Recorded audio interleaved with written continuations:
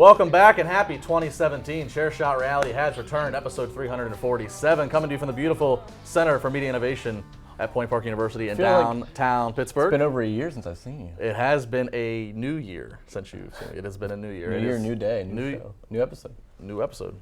Yeah. He's the new marketing guy over here. Yeah. At you, Springsteen. Justin LeBar. Hey, by the way, Royal Rumble's coming up at the end of the month. Less than 5 spots remain in the last luxury suite to sit with me at the Alamo Dome. $260 per ticket, but you get a nice dead center view of the ring. You get your food, you get your alcohol, private bathroom. You don't have to wait in any lines. All presented by Ticket King. You can email Andrew at ticketking.net. Like I said, less than 5 to go. I would not be surprised if they're gone by the end of the weekend. Hit them up. It is a great experience if you're going to be in San Antonio.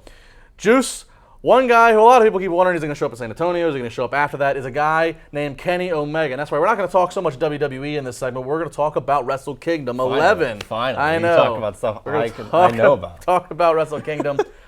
For those who aren't aware, and there are people that aren't aware, it is the Super Bowl of wrestling in Japan. It is the biggest event for professional wrestling other than WrestleMania, and it was history was made. A lot of talk was made by this main event of Kenny Omega up against Okada. Longest match ever in the history of this event, 45 minutes and change. Yeah, and it was worth every minute. I woke up at 6:45 to go to work, and in the morning, and it was live there, and I ended up watching the entire main event, and it was fantastic.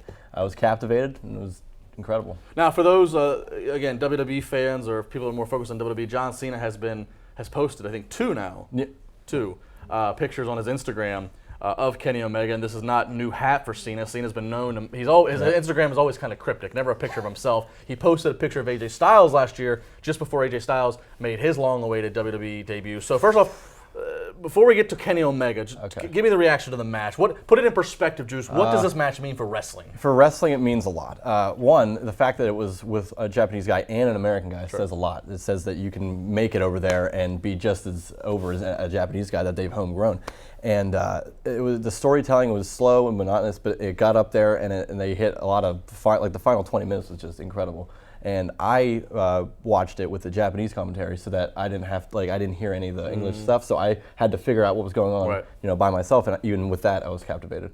It was fantastic. And you hear a lot about people, especially like some of the older generation of wrestlers. They talk about the new generation of wrestling, how it's spot monkeys and how it's just too many big spots, and then people don't absorb it. And this match went completely against it. This match was a very old school match, but still integrated new styles, all styles, all the spots. There was one table spot, and they built to that table. That table came out, and it was an incredible spot. But they built to it. They brought the table out, and it took another 25, 30 minutes until it even came into play. And they used it as a weapon first and foremost. They did like a double stomp on it, and they did other stuff outside. And the bump that Omega took on it was incredible. Right.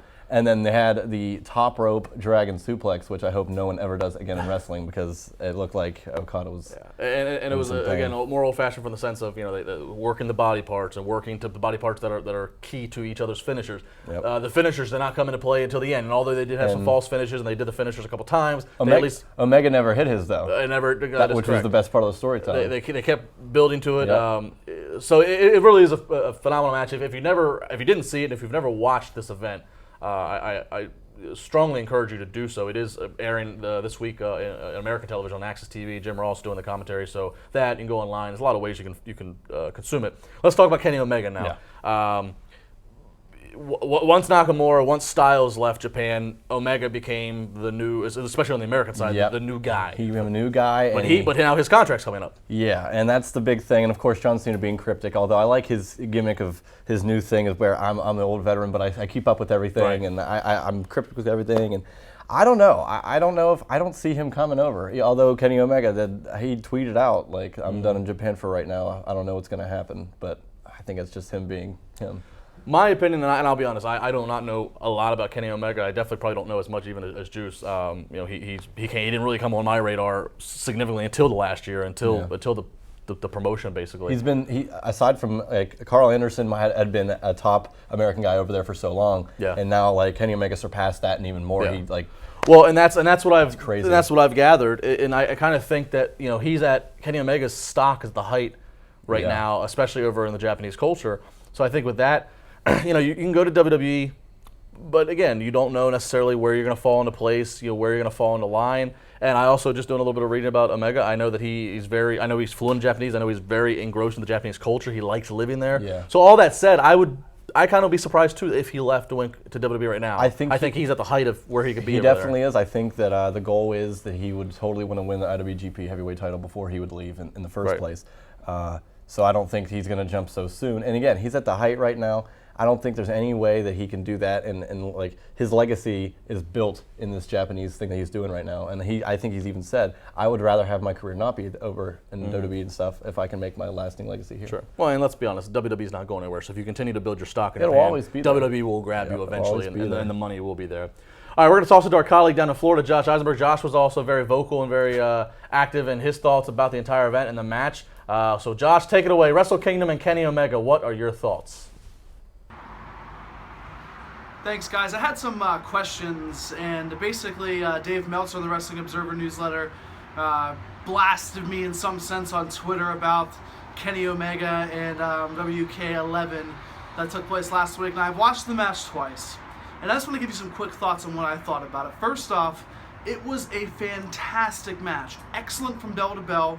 Over 45, 50 minutes of just captivating offense, electricity in an arena that is so historically known for putting on great matches, and I loved it. I absolutely loved it. With that being said, Wrestle Kingdom 11 is the type of pay-per-view that needed that. They had Cody Rhodes debuting, yes, I understand, a pretty good match, nothing spectacular, but it was a good match. It was a good WWE type match, and that's exactly what they wanted to do with him. They let Omega do what he wanted, and the reason I'm focusing on Omega more than anybody is because he can become a great WWE superstar. Does he want to, is the question. This pay-per-view was deemed the best this match was deemed the best match in all of professional wrestling history. Let's pump the brakes a little bit, because professional wrestling transcends through time.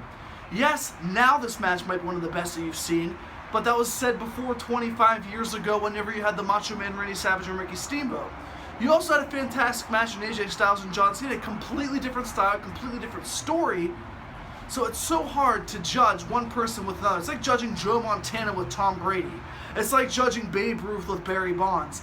It's so hard to make a judgment on one match, deeming it the best wrestling match you've ever seen. I don't like 6 stars over 5 because I think it's a little bit ridiculous. You know, you have a 100% over 100%. There's no need for a bonus. There's no need to make a statement or make an impact or anything like that, especially when you're in such a high profile as Meltzer. I'm not disrespecting his opinion, disrespecting his ability, because he's doing a lot more than I will ever do, and I can agree with that. He won't do as much as you, LeBar, but I just want people to see that Kenny Omega will be WWE bound, but it might not be in 2017. John Cena can say, do, or post whatever the hell he wants to, because why? Because he's John Cena. Kenny Omega's time will come. I hope that I see him in WWE because he's electric and he has all the buzz going around him. But what happens this time next year when he puts on an even better match in January of 2018 when his contract could potentially expire once again?